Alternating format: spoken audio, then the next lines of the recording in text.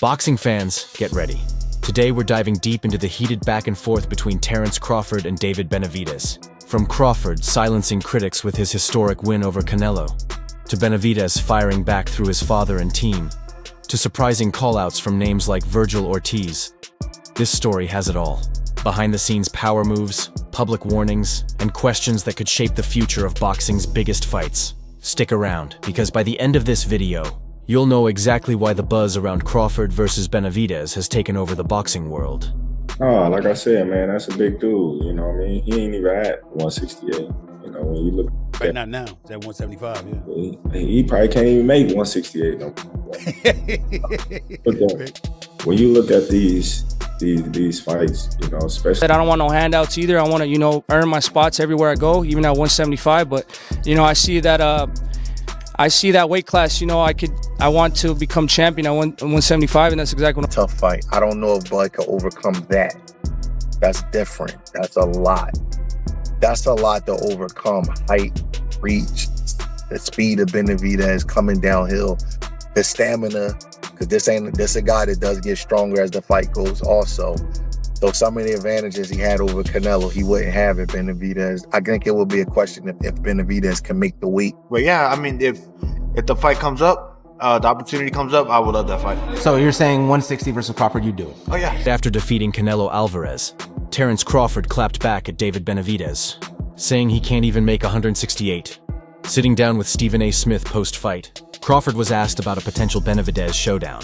That's when he dropped a sharp response that lit up social media, questioning if Benavidez could even make the super middleweight limit, casting doubt on whether the fight talk holds any weight at all. When we think about anybody at 168 outside of Canelo, the first name that comes to anybody's mind is David Benavidez. What about the potential for a fight like that?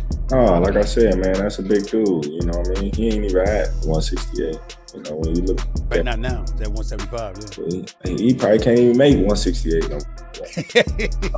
But when you look at these fights, you know, especially coming up, you gotta be realistic. You gotta, say, all right, how big is this dude really is? Because David Benavidez, he can fight his ass off, and I told him that a long time. I told him that when, before I fought his brother.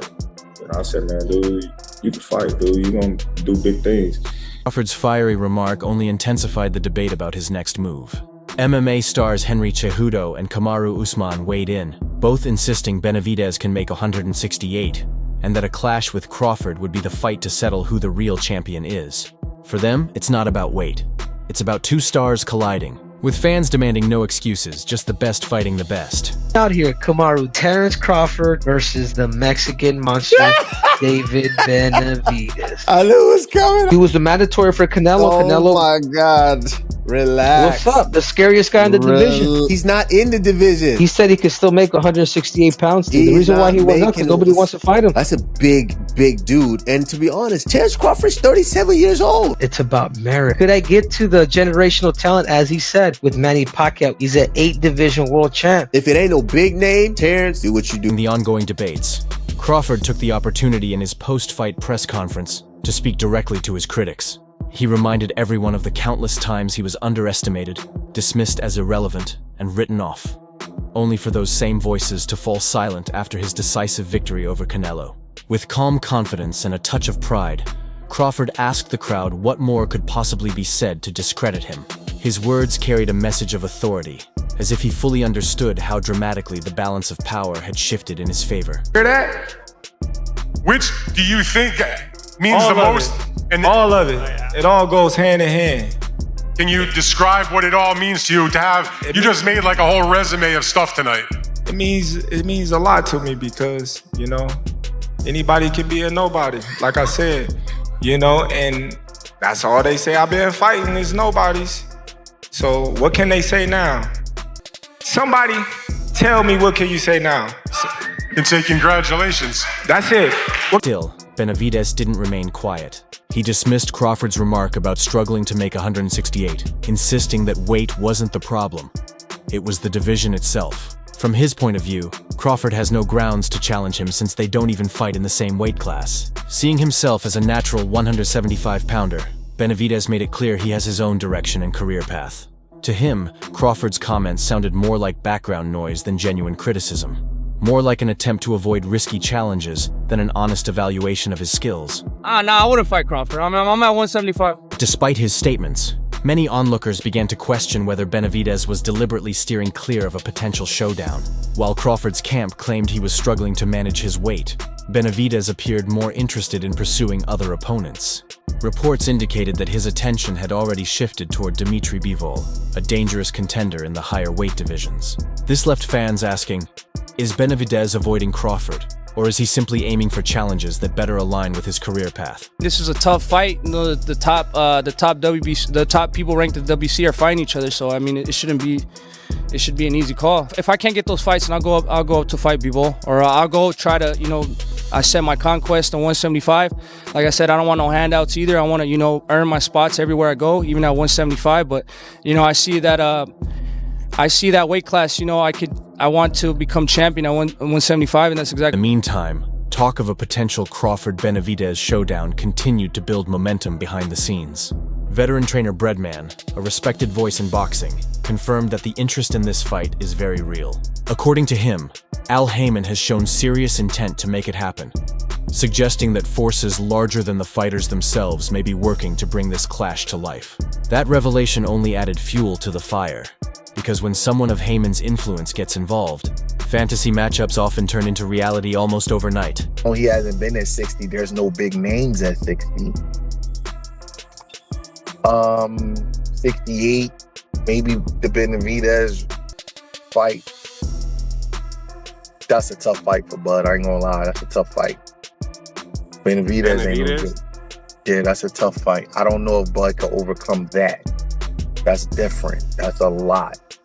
That's a lot to overcome. Height, reach, the speed of Benavidez coming downhill, the stamina. This a guy that does get stronger as the fight goes also. So some of the advantages he had over Canelo, he wouldn't have at Benavidez. I think it will be a question if Benavidez can make the weight. I know he's been there at 75. As speculation grew, David Benavidez's father and trainer, Jose Benavidez Sr., stepped in to share his perspective. He acknowledged Crawford's greatness, giving credit to his skill and accomplishments, but his tone quickly turned into a warning. In his eyes, while Crawford may have dealt with Canelo, facing David would be an entirely different test. He described his son's punches as punishing, emphasizing that stepping into the ring with Benavidez would be nothing like battling Canelo. According to him, Crawford would find himself standing across from a Mexican monster at the peak of his powers, and the outcome would look nothing like what fans had just witnessed. His remarks served not only as protection of his son's reputation, but also as promotion, presenting David as the true menace of the division. I think David's too big for Terence Crawford. I think Terence Crawford will be like 38 years old, you know? I mean, it will not be the same as Canelo, man. We know David comes in and throws a lot of punches and put the pressure. And no disrespect to Terence Crawford, he's the best pound for pound. He's in the books to do history. He did something that nobody could do. But at the end of the day, we're talking about the Mexican monster, you know? David's young, strong, super big for Terence Crawford.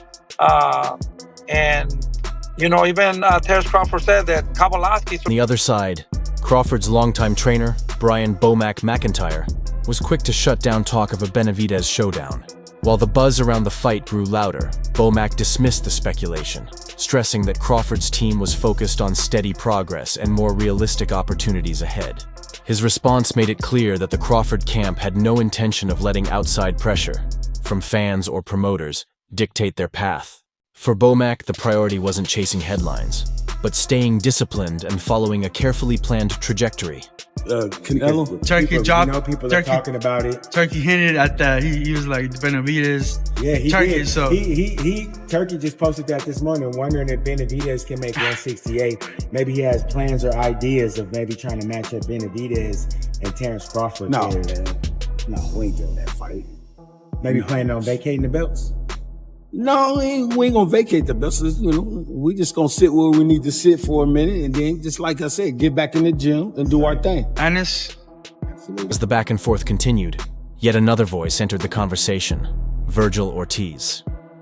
The young contender not only shared his opinion, but also issued a direct challenge to Crawford. Ortiz declared that he would gladly face him in the ring, but only under one condition: the fight would take place at 160 pounds. To Ortiz, this was no obstacle. He expressed full confidence in testing himself against the reigning pound-for-pound king. By stepping forward so boldly, Ortiz positioned himself as a fighter ready to act, while others remained caught up in negotiations. If the fight comes up, the opportunity comes up, I would love that fight. So you're saying 160 versus Crawford, you do it? Oh yeah, yeah. Even if it's right now like at 154, like let's say he says, you know what, I want you to jump up to 160. Why not? I mean, I feel like I'm a big 154 as it is, you know? I mean, I was a big 140. I was a 140, a big 140, a big 147, a big 154. I think 160, I've always said I'd go to 160 eventually. Ortiz didn't stop there. When asked about the possibility of Benavidez making 168, he dismissed it outright. In his view, the chances of Benavidez successfully cutting down to that weight were slim to none. Ortiz argued that reaching the super middleweight limit would be far too demanding for Benavidez, especially at this stage of his career. With those remarks, Ortiz not only cast doubt on Benavidez, but also questioned the very fight so many fans were eager to see. His words echoed Crawford's original criticism, but carried extra weight by coming from an outside voice. David can make the weight anymore. I mean, it's one thing to want to go down, but are you still able to? So I don't know. Would it entice him? Maybe, but that doesn't mean that he can do it. You know, I mean, he's been at 160. This wave of comments, reactions, and speculation has given fans plenty to debate. Crawford has already cemented his place as one of the greatest fighters of this era. A man who silenced the doubters by defeating Canelo and achieving a historic milestone few boxers ever reach. Yet even with that triumph still fresh in everyone's memory, the conversation has shifted toward the future. The buzz grows louder with each passing day, as interviews, podcasts, and headlines all circle back to the same question. Who will Crawford face next? And will Benavidez be the one to step forward? He said he wondered if Benavidez could make 168. We just talked to Bomac and he was like, "Nah, we don't want to do that. We yeah, something else." But I just think Benavidez. He's like what, 6'5", 6 something like that. He's a big dude, bro. Yeah. He's a big dude, man. So I just who knows? Now you got fight announcements now. They got, you know, Rey Mysterio fighting Andrew Tate and I don't know, just crazy stuff. So we'll see, man. Benavidez continues to stand as both a potential rival and an unanswered question. His weight, his focus, and his intentions all remain under heavy scrutiny. Analysts, fighters, and even family members have weighed in. Yet no one can say with certainty whether this fight will ever take shape. What is clear, however, is that the tension between these two names has reignited boxing's debates. The story is no longer just about Crawford's greatness or Benavidez's promise. It's about whether their paths will ultimately collide inside the ring. Benavidez, that's just Turkey trying to pull rank. Turkey trying to show he got a golden arm. You know what I mean? I understand that Turkey likes to make these big grand events, but there's a boxing aspect to this shit too. Like some stuff gotta make boxing sense. Bringing the dude down that's been comfortable at 75, bringing him back down to 68, and then having him fight a dude that just jumped 3 weight classes in 2 fights that started his career off at 35. Right. Like, no, bro. No. Yeah, I don't want to see that fight. There's no point. There's no point. Like I said, Bud, he just... From Al Heyman's behind-the-scenes influence to Ortiz's unexpected call-out, the situation has grown more complex with each passing day. Crawford's doubters may have been silenced, but new voices continue to rise and challenge him.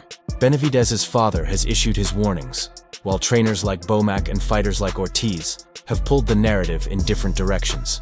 As always, the boxing world thrives on these twists, turns, and the constant speculation that keeps fans on edge. You